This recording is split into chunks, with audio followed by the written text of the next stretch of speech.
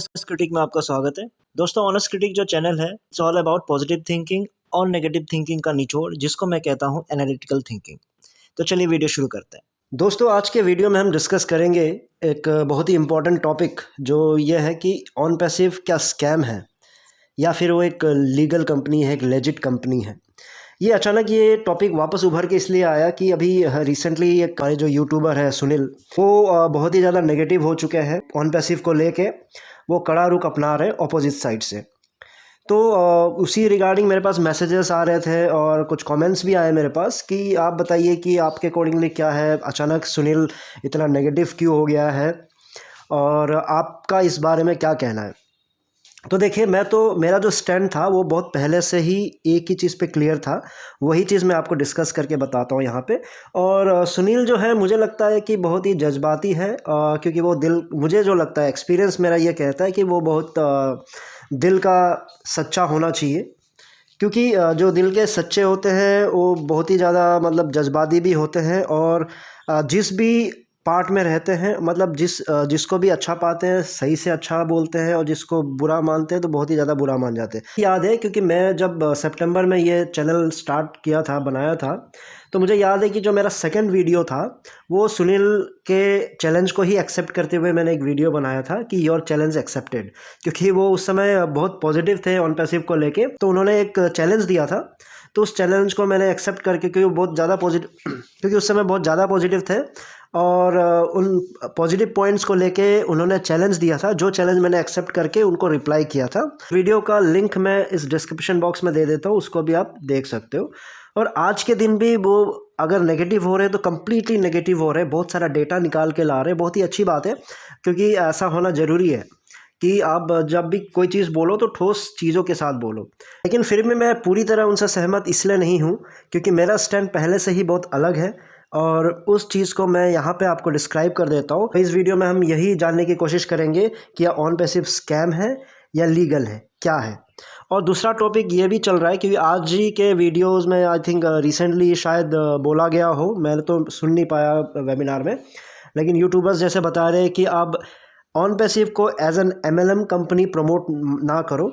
तो हम यहाँ जानने की कोशिश करेंगे कि क्या ऑन पैसिव एक एमएलएम कंपनी है, क्या एक नेटवर्किंग कंपनी है। तो इन दो इम्पोर्टेंट क्वेश्चंस प्लस इनसे रिलेटेड जो सब क्वेश्चंस हैं उनको हम इस वीडियो में डिस्कस करते हैं। चलिए शुरू करते हैं। सो पहला जो पॉइंट है, क्या ऑन पैसिव स्कैम है या लीगल कंपनी है। मेरा पॉइंट पहले से आज तक सेम ही है।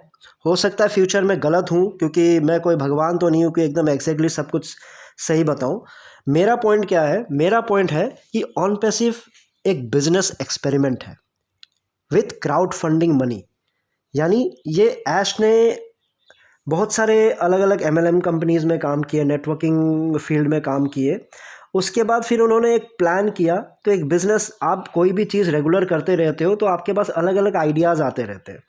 मैं भी अपने फील्ड में जहाँ काम करता हूँ तो कभी ना कभी ऐसे ऐसी चीज़ें मिल जाती है जो किसी ने ना सोचा, और अचानक मेरा प्लान होता है कि ऐसा कुछ करके देखते हैं। तो ये ऑन पैसिव भी है, ये एक एक्सपेरिमेंट है। और इसका पैसा कैसे प्लान किया गया है, इसका पैसा प्लान किया गया क्राउड फंडिंग मनी से। क्राउड फंडिंग मनी का फ़ायदा ये होता है कि किसी पे बहुत ज़्यादा बोझ नहीं पड़ता है।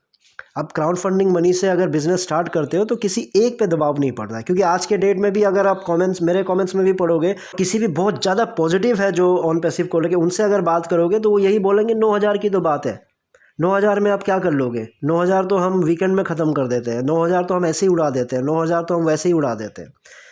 तो ये एक थिंकिंग माइंडसेट लोगों के पास रहता है, जिसके वजह से क्राउड फंडिंग मनी से एक्सपेरिमेंट करना ईजी हो जाता है, क्योंकि इसको लोग भूल जाते हैं। क्योंकि आपके जेब से कितना गया, 9,000 गया, कोई बात नहीं, जाते रहता है।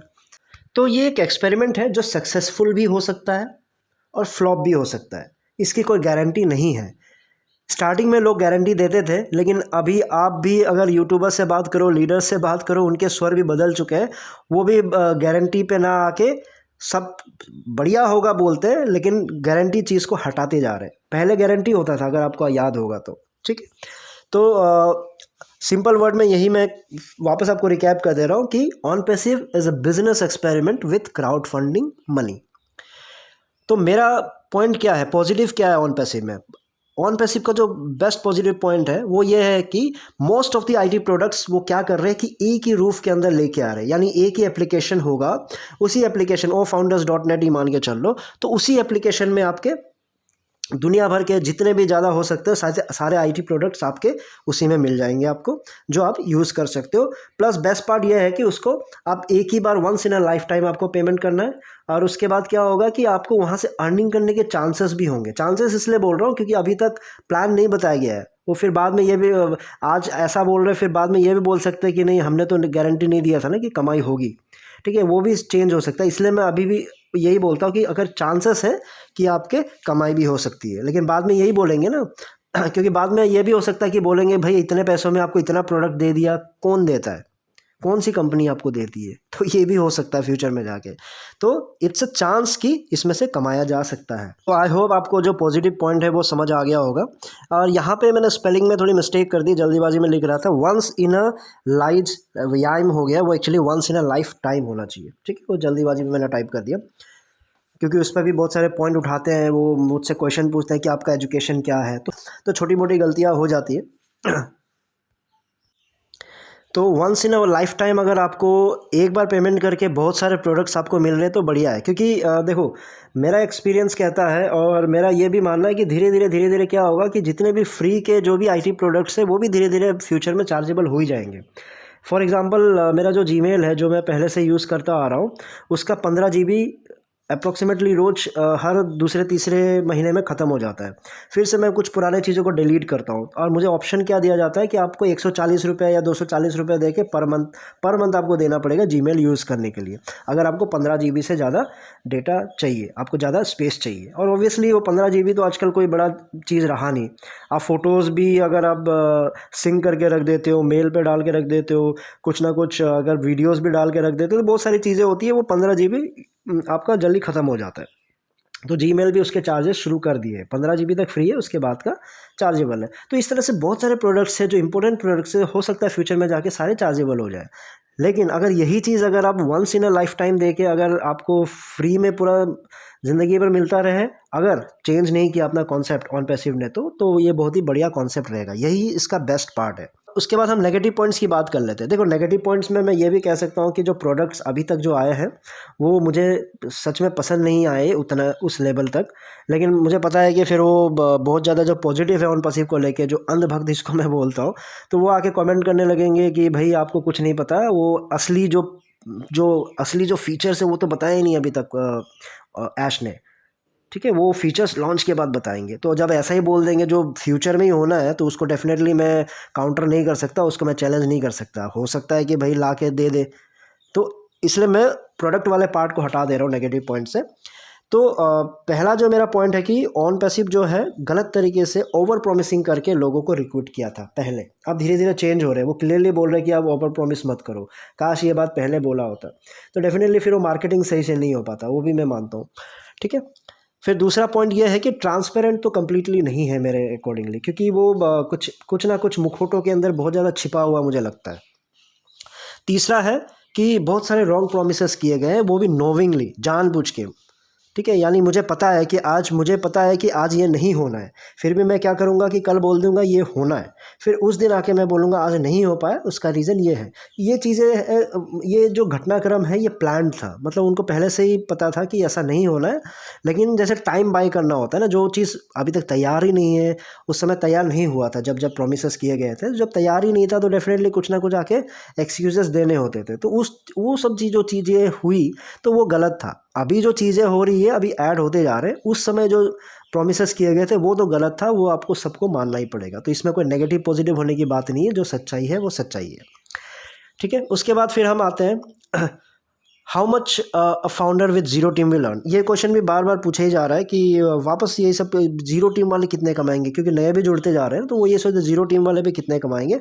तो उसके लिए भी मैंने वीडियो बनाया हुआ है, उसका लिंक मैं आपको डिस्क्रिप्शन बॉक्स में दे दे रहा हूँ, जिन्होंने नहीं देखा है उसको आप देख के उसको आप जान सकते हो कि कितना कमाया जा सकता है। फिर भी मैं आपको शॉर्ट में यहाँ बता देता हूँ कि फाउंडर विद जीरो टीम जो होगा वो पहले 1 साल तक तो उनका आपका प्रिंसिपल अमाउंट भी रिकवर नहीं होगा। प्रिंसिपल अमाउंट कितना मैं आपको बता रहा हूँ 9,000 प्लस बाद में आप जो 25-30 हज़ार दोगे उसकी भी बात कर रहा हूँ।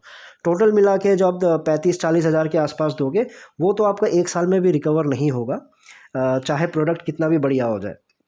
ठीक है, उसके रीजंस है वो मैंने आपको बता दिया, उस वीडियो में बता दिया, तो उस वीडियो में आप जाके चेक कर सकते हो, लिंक मैंने दे दिया है। उसके बाद अगला पॉइंट जो है, क्या ऑन पैसिव एक MLM कंपनी है, ये एक नेटवर्किंग कंपनी है क्या? बार बार बहुत सारे क्वेश्चंस पूछे जाते हैं और ये बोला जा रहा है कि आप ये बात ऑन पैसिव को एज अ नेटवर्किंग कंपनी मत बोला करो, ये वो गलत है, क्योंकि ऑन पैसिव एक IT कंपनी है, एक रियल IT कंपनी है। तो मेरा पॉइंट क्या है कि एज ऑफ नाउ करेंटली अभी जो चल रहा है सिचुएशन, अभी के सिचुएशन में ऑन पैसिव नेटवर्क मार्केटिंग के थ्रू पैसा कमा रही है।